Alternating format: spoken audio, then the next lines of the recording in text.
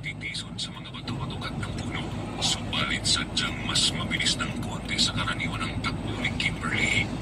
Hindi nagtagal ay nawala na nga siya sa paningin namin. Kimberly! Kim! Nasaan ka na ba? Magpakita ka sa amin! Kim! Kimberly! Naririnig mo ba kami? Kim naman o! Kim! Kim! Diyos ko, paano ba natin siya mahanap? Ang inaalala ko lang, baka may makasalubong sa ibang tao. Ayaw ko isipin kung anong posibleng magawa ni Kim. Wala siya sa sarili niya ngayon. Alam ko na, kaya nga kailangan natin siyang makita agad.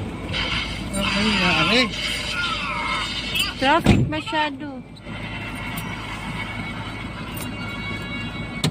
Yan kaya, may pag-asa kaya pumunta ko yan? Sabi nila active daw to eh. Pero may ano to something, 'di ba? May ano daw to.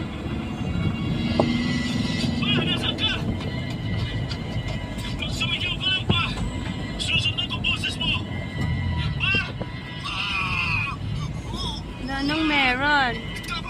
Sobrang traffic. Pagka may pag-asang pumunta ko yan, ilapit sa atin na. Kaya nga.